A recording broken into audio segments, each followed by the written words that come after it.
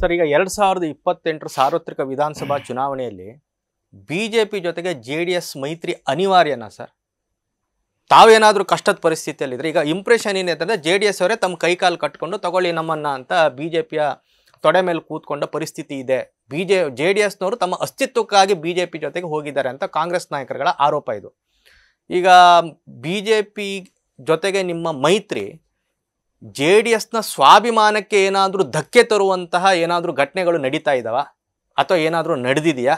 ಕಾಂಗ್ರೆಸ್ನವ್ರಿಗೆ ಏನಾಗಿದೆ, ಕಳೆದ ಲೋಕಸಭಾ ಚುನಾವಣೆ ರಿಸಲ್ಟ್ ನೋಡಿದಾಗ ರಾಜ್ಯದ ಜನತೆ NDA ಅಭ್ಯರ್ಥಿಗಳಿಗೆ ಆಶೀರ್ವಾದ ಮಾಡಿದರು.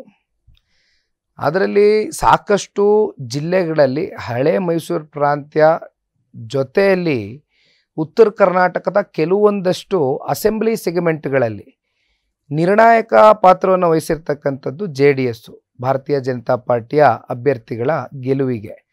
ಅದೇ ರೀತಿ BJP ಕಡೆಯಿಂದನೂ ನಮಗೆ ಒಂದು ಪರಸ್ಪರ ಒಂದು ಒಳ್ಳೆಯ ಹೊಂದಾಣಿಕೆಯಾಗಿ ನಮಗೂ ಕೂಡ ಒಂದು ಅನುಕೂಲ ಆಗಿದೆ ಲೋಕಸಭೆಯಲ್ಲಿ, ಇಲ್ಲ ಅಂತ ಇಲ್ಲ. ಅದಕ್ಕೆ ಪೂರಕವಾಗಿ ನರೇಂದ್ರ ಮೋದಿಜಿಯವರು, ಕುಮಾರಣ್ಣ ಅವರ ರಾಜಕಾರಣದ ಅನುಭವ ದೇಶ ಕಟ್ಟಲಿಕ್ಕೆ, ರಾಜ್ಯ ಕಟ್ಟಲಿಕ್ಕೆ ಅವರು ಸಚಿವ ಸಂಪುಟದಲ್ಲಿ ಒಂದು ಸ್ಥಾನಮಾನನೂ ಕೊಟ್ಟಿದ್ದಾರೆ. ಆದರೆ ಇಲ್ಲಿ ಕಾಂಗ್ರೆಸ್ನವ್ರಿಗೆ ತಳಮಳ, ಲೋಕಸಭಾ ಚುನಾವಣೆ ಕಳೆದ, ಅಸೆಂಬ್ಲಿ ಚುನಾವಣೆ ಕಳೆದ ಒಂದೇ ವರ್ಷಕ್ಕೆ ಬಂತು. ಈಗಾಗಲೇ 2 ವರ್ಷದಲ್ಲಿ ಯಾವ ರೀತಿ ಕಾಂಗ್ರೆಸ್ನ ಆಡಳಿತ ವೈಖರಿ ಕುಸಿದಿದೆ ಅಂತಕ್ಕಂಥದ್ದು ರಾಜ್ಯದ ಜನತೆ ಮನೆ ಮನೆ ಚರ್ಚೆ ಆಗ್ತಿದೆ. ಬಹುಶಃ ಇಷ್ಟು ಬೇಗ ಅವ್ರಿಗೆ ಆ್ಯಂಟಿ ಇನ್ಕಂಬೆನ್ಸಿ ಇವತ್ತು ಬರುತ್ತೆ ಅಂತಕ್ಕಂಥದ್ದು ಅವ್ರು ಎಕ್ಸ್ಪೆಕ್ಟ್ ಮಾಡಿರಲಿಲ್ಲ. ಅವ್ರ ಮನಸ್ಸಿಗೆ ಗೊತ್ತಿದೆ ಏನಾಗ್ಬೋದು ನಾಳೆ ಇವರಿಬ್ಬರು ಒಟ್ಟೋದಾಗ ಅಂತ. ಸ್ವಾಭಾವಿಕವಾಗಿ ಅವ್ರು ಮಾತಾಡ್ತಾರೆ, ಇಲ್ಲೇ ಇವರಿಬ್ಬರು ಒಟ್ಟಾಗಿ ಹೋಗಬಾರ್ದು ಅಂತಕ್ಕಂಥದ್ದು ಆ್ಯಸ್ ಎ ಕಾಂಗ್ರೆಸ್ ಒಂದು ರಾಜಕೀಯ ಪಕ್ಷವಾಗಿ ಅವ್ರ ತಲೆಯಲ್ಲಿ ಇರ್ತಕ್ಕಂಥ ವಿಚಾರ. ಬಟ್ ಇಲ್ಲಿ ಯಾವತ್ತೂ ಕೂಡ 2028 ಮೈತ್ರಿ ಮುಂದುವರಿತದ. ಇಲ್ಲಿ ಯಾವತ್ತೂ ಕೂಡ JDS ತನ್ನ ಸ್ವಾಭಿಮಾನವನ್ನು ಕಳ್ಕೊಂಡು ಯಾವತ್ತೂ ಕೂಡ ಯಾರ ಮುಂದೆ ಹೋಗಿ ಕೈ ಕಟ್ಟಾಕೊಂಡು ನಿಂತಿಲ್ಲ, ಅದು ಪ್ರಶ್ನೆನೇ ಇಲ್ಲ. ಇದು ಪರಸ್ಪರ ಒಂದು ವಿಶ್ವಾಸ, ಪರಸ್ಪರ ಗೌರವ, ಪರಸ್ಪರ ನಂಬಿಕೆ ಒಂದಿಗೆ ಈ ಅಲಯನ್ಸು ನಿಂತಿದೆ. Very clear.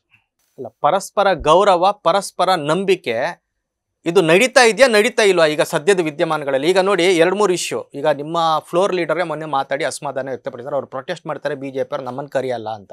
ಹಳೆ ಮೈಸೂರು ಭಾಗದಲ್ಲಿ JDSಗೆ ಸ್ಟ್ರಾಂಗ್ ಬೇಸ್ ಇದೆ, ಆದರೆ ಅಲ್ಲೇ ಅವರು ಮೊನ್ನೆ ಜನಾಕ್ರೋಶ ಯಾತ್ರೆ ಶುರು ಮಾಡಿದರೆ, ನಿಮ್ಗೆ ಕರೆದ್ರೋ ಎಲ್ಲೋ ಗೊತ್ತಿಲ್ಲ. ಇವೆಲ್ಲ ವಿದ್ಯಮಾನಗಳು ಏನು ಸೂಚಿಸ್ತದೆ? ಈಗ ಬಹುಶಃ BJPಯ ಕೆಲವೊಂದಷ್ಟು ನಾಯಕರು ಒಂದು ವಿಚಾರ ಹೇಳಿದ್ದಾರೆ ಸರ್. ಒಬ್ಬೊಬ್ಬರು ಒಂದೊಂದು ರೀತಿ ಹೇಳಿಕೆಗಳನ್ನ ಕೊಟ್ಟಿರ್ತಕ್ಕಂಥದ್ದು ನೋಡಿದ್ದೀರಿ. ಈಗ ನಾವು ಒಂದು ಪ್ರಾದೇಶಿಕ ನೆಲೆಗಟ್ಟನ್ನು ಹೊಂದಿರತಕ್ಕಂಥ ಪಕ್ಷ, ಅವರೊಂದು ರಾಷ್ಟ್ರೀಯ ಪಕ್ಷ. ಕೆಲವೊಂದಷ್ಟು ತೀರ್ಮಾನಗಳು, ನಿರ್ಣಯಗಳು ತಗೊಳ್ಬೇಕಾದ್ರೆ ತತ್ಕ್ಷಣ ತಗೊಳ್ಬೇಕಾಗ್ತದೆ.